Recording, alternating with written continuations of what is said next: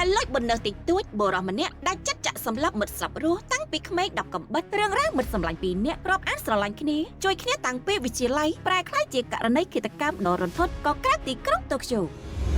តើមានអ្វីឈឺចាប់ជាងការត្រូវស្លាប់ក្រោមដៃមនុស្សដែលយើងធ្លាប់ជួយសង្គ្រោះនៅទីក្រុងតូក្យូសោកនាដកម្មមួយបានកើតឡើងដែលធ្វើឲ្យមហាជនស្លុតចិត្តជាខ្លាំងបុរសម្នាក់បានសម្លាប់ចៅហ្វាយនាយដែលត្រូវជាមិត្តសម្លាញ់បំផុតរបស់ខ្លួនដោយសារតែរឿងលុយតែមួយមុខកាលពី8ឆ្នាំមុនក្នុងថ្ងៃមង្គលការរបស់ Masahiro Yamanaka ជនដៃដល់មិត្តសម្លាញ់របស់គេគឺលោក Akihiro Kawashima ជនរងគ្រោះបានយំដោយក្តីរំភើបទឹកភ្នែករបស់ Kawashima គឺជាសក្ខីភាពនៃមិត្តភាពដ៏បរិសុទ្ធមិនត្រឹមតែប៉ុណ្ណោះ Kawashima ដែលជាម្ចាស់ក្រុមហ៊ុនបានផ្ដល់ការងារឲ្យ Yamanaka ធ្វើដើម្បីឲ្យមិត្តម្នាក់នេះមានជីវភាពធូរធារប៉ុន្តែតើអ្នកមានដឹងទេថាអំពើល្អនិងទឹកភ្នែកកាលពី8ឆ្នាំមុនមិនអាចទប់ទល់នឹងសេចក្តីលុបលន់របស់មនុស្សបានឡើយនៅពេលក្រុមហ៊ុនត្រូវកាត់ប្រាក់បំណាច់ឆ្នាំបុណ្យនេះរបស់ Yamanaka គេមិនបានគិតដល់គុណដែលមិត្តបានជួយស្រោចស្រង់ខ្លួនកន្លងមកទេគិតត្រឹមតែថា Kawashima កំពុងមើលងាយគេគំនុំនេះបានធ្វើឲ្យគេរៀបផែនការសម្លាប់មិត្តម្នាក់នេះយ៉ាងសាហាវបំផុត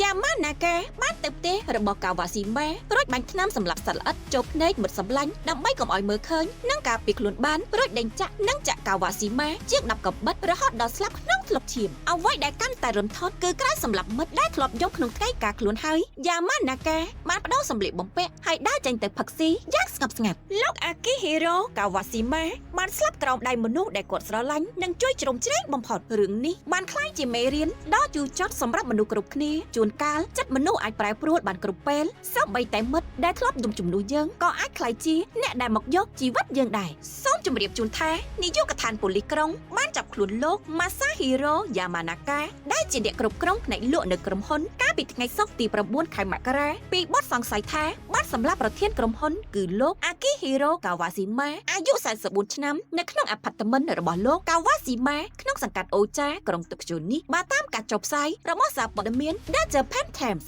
ប៉ូលីសជឿថាលោក Yamanaka បានវាយប្រហារលោក Kawashima នៅក្នុងអាផាតមិនជាន់ទី3របស់គាត់នៅចន្លោះម៉ោងប្រហែល 6:40 នាទីល្ងាចថ្ងៃពុធទី7 ខែមករានិងម៉ោង 11:30 នាទីព្រឹកថ្ងៃបន្ទាប់